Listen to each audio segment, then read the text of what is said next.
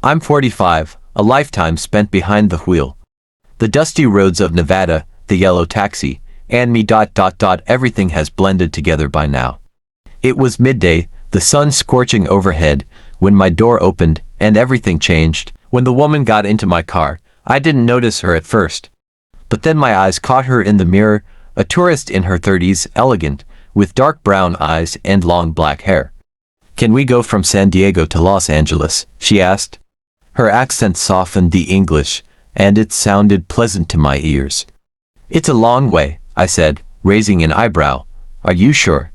She smiled. "Yes, traveling by taxi feels more personal," she replied. She was interesting, so I agreed. We hit the road. At first, there was silence, just the hum of the engine and the desert wine brushing against the windows. I glanced at her in the mirror. "How are you finding it here?" "Are you a tourist?" I asked. She laughed, her voice like a bell. "My name is Priya. I'm from India. I'm a teacher there. I teach English. My husband and I are here for 2 months, but he stayed in New York for work. So, I'm traveling alone," she said. My curiosity was piqued, and I kept asking questions. The conversation flowed. She talked about the chaotic streets of Delhi, the mischief of her students. I shared stories from my youth, running to rock concerts, dreams of quitting taxi driving to become a musician. "There's still time," she said, her eyes sparkling. I laughed. "At 45, I'm too late," I replied. But deep down, I liked that hope. Hours passed, and as the sun set, Los Angeles appeared on the horizon. Priya's energy surprised me. She was smart, witty, and charming. When our eyes met in the mirror, we fell silent for a moment. It felt like something passed between us, though I couldn't quite name it. When we arrived, she rummaged through her bag, then suddenly stopped. "Oh my God, I'm out of money," she said, her voice trembling. "My credit card is with my husband. I can't pay." I paused, unable to believe my ears. "Are you serious?" I asked, my voice hardening. "We've come all this way. How can you say I have no money?" My eyebrows furrowed, and I gripped the steering wheel tightly. I had been driving for hours, burning fuel. My anger was boiling over. Priya's eyes welled up. "I'm so embarrassed. I didn't know this would happen," she murmured. But at that moment, my patience had run out. "Listen, ma'am," I said, "this isn't how things work. People check their money before hitting the road. What do you plan to do now?" She fell silent, looking at me helplessly. Inside, I felt a mix of anger and an odd sense of pity. But at that moment, at the end of that long desert road, I was left empty-handed. When Priya rummaged through her bag and said, "I'm out of money," my blood boiled. I had endured hours of that cursed desert road, sweating, burning fuel. "We've come all this way. How can you say I have no money?" I snapped. My voice was sharp, and I gripped the steering wheel tightly. Her eyes welled up. "I'm so embarrassed," she murmured. But at that moment, my anger was at its peak, and I wasn't in the mood to soften. I glanced at her in the mirror. She was wearing the clothes she had brought from India, a delicate, red fabric, adorned with golden embroidery, a sari clinging to her skin. As the sun set, the light hit her, making her glow like fire. Her dark brown eyes, long black hair, the gold bangles on her wrist. Even in this dusty taxi in the desert, she looked like she had come from another world. My anger paused for a moment, replaced by something strange. This woman was fiery. I couldn't deny it. "Listen, ma'am," I said, lowering my voice slightly, "this isn't how things work. People check their money before hitting the road. What do you plan to do now?" She fell silent, looking at me helplessly. At that moment, an idea came to me. Maybe I was going crazy, but it slipped out of my mouth. "I have a proposal for you," I said, waiting for her to look me in the eye. "If you sleep with me, I won't ask for payment." Priya's face froze. "How could this be?" she said, her voice filled with shock and panic. Her eyes widened, and she pressed her hand to her chest. "You have no other choice," I said, adding a cold determination to my voice. "Either this, or I call the police. You'll be deported for fraud. The choice is yours." I was trying to scare her, maybe bluffing, but the harshness in my voice was real. There was a moment of silence. Priya's breathing quickened, and she tightly gripped the edge of her sari. "How can you offer such a thing?" she said, her voice trembling, but something flashed in her eyes, anger, fear, or something else, I couldn't tell. "I'm a married woman, she added, but her voice wasn't as confident anymore. I remembered the strange pull between us during the desert drive. Maybe she had felt it too, I don't know. Decide, I said, not taking my eyes off her. The police or me? My heart was pounding in my chest, but I didn't let it show on my face. Priya's lips quivered, and then she took a deep breath. At that moment, inside the taxi, in the twilight of Los Angeles, everything hung in the air. Priya fell silent for a while, her eyes wide, clutching the edge of her sari tightly. How can you offer such a thing? She had said, but the tremor in her voice betrayed her helplessness. The police or me? I asked, not taking my eyes off her. My heart was pounding in my chest, but my face was stone cold. She took a deep breath, then bowed her head. I have no choice, she murmured, her voice sounding defeated. How will we do it? Leave that to me, I said in a firm tone. I started the car and drove toward a secluded spot as the lights of Los Angeles shrank behind us. Outside the city, I found a deserted side road. In the middle of the desert silence, there were no cars or people around. The black-tinted windows of my taxi already hid the interior from the outside. I'd been in this business for years and knew such places well. I turned off the engine, pulled out the key, and then moved to the back seat next to her. Priya sat stiffly, her eyes fixed on the floor.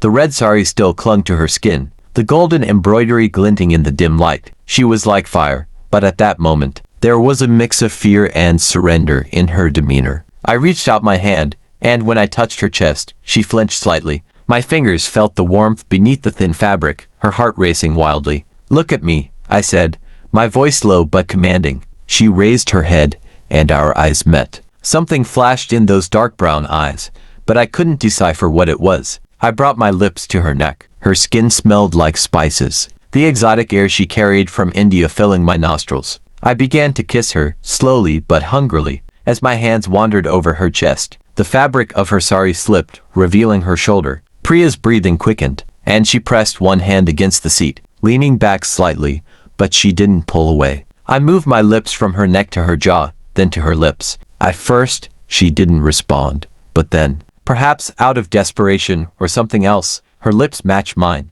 The air inside the car grew heavy, and the windows began to fog up. As my hands roamed her body, her trembling hands briefly touched my shirt but quickly withdrew. Do I have to do this? She whispered, her voice weak. You made your choice, I said, making her look into my eyes. There's no turning back now. At that moment, in that secluded spot in the desert, inside the black-tinted taxi, everything was under my control. As I kissed Priya's neck, my lips wandering over her skin, something shifted. At first, she was stiff, trembling, but then her breathing quickened, and I felt a softening in her body. The tension of her resistance gave way to something else. It was as if she, too, had been swept up in the moment. Her dark brown eyes glowed with a fiery intensity, the fabric of her sari clinging to her skin, making her even more mesmerizing. It was no longer just fear. She had surrendered to the strange pull between us. Her hands touched the buttons of my shirt, then withdrew. But this time not with hesitation. It was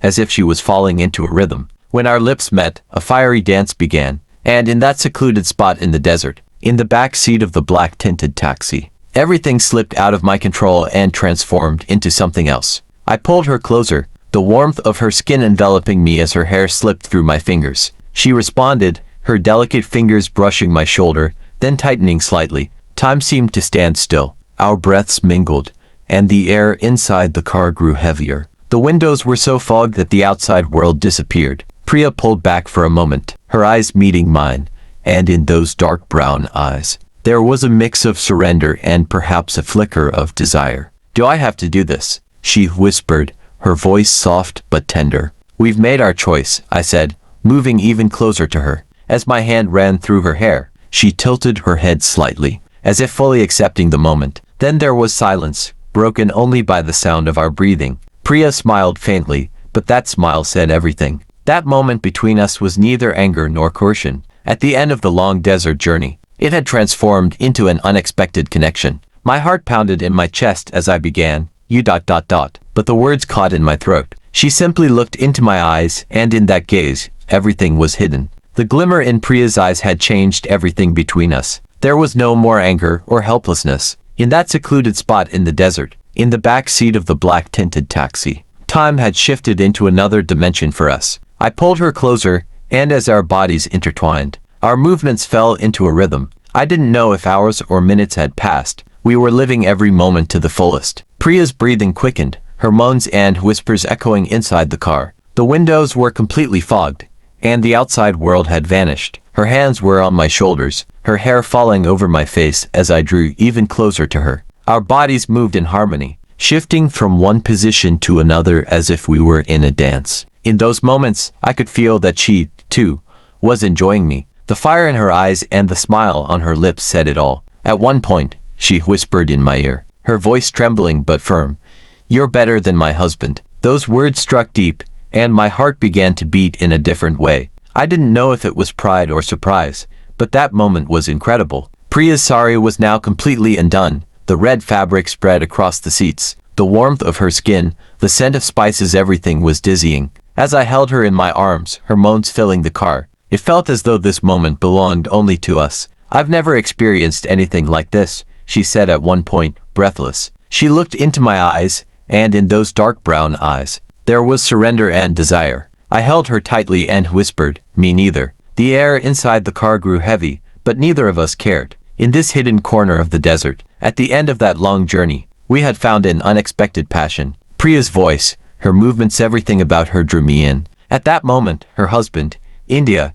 everything else felt like a distant dream. It was just the two of us. The moments I spent with Priya in the back seat of the taxi in the desert had turned into a dream. Hours had passed, and our bodies had become one. I had let go for the fourth time, and I didn't know how many times. Priya had reached her peak, her legs were trembling, her breath still uneven, the glimmer in her eyes, the warmth of her skin, everything was incredible. Outside, night had fully fallen, and as the black-tinted windows hid the world, we were lost in our own universe. It was late. I looked at Priya. Her sari was disheveled, her hair falling over her face. I found a wet wipe in the car, and we both quietly tidied ourselves up. As she draped the red fabric back over herself, I buttoned up my shirt. When she sat back on the seat, dressed, the fiery woman was still there, but now there was a calmness in her eyes. "Will you drop me off where I need to go?" she asked, her voice soft. "Of course," I said, taking the wheel. As I drove, neither of us spoke much. When the lights of Los Angeles came back into view, I dropped her off at her requested destination, in front of a hotel. Before opening the door, she turned and looked into my eyes. "I won't forget this moment," she said, a faint smile on her lips. Something stirred inside me at that moment. "I won't forget it either," I said, my voice sincere. "Send my regards to India. Come to our country often, but only bring your beautiful women," I added, laughing. Priya laughed too, her bell-like voice echoing in my ears one last time. Then she closed the door and walked away, her red sari blending into the night. I returned to the taxi, leaning back against the steering wheel. The long desert journey, everything was swirling in my mind. This is where my story ends. Thank you for listening, and I hope you felt these moments with me. Life is sometimes like this, filled with unexpected travelers.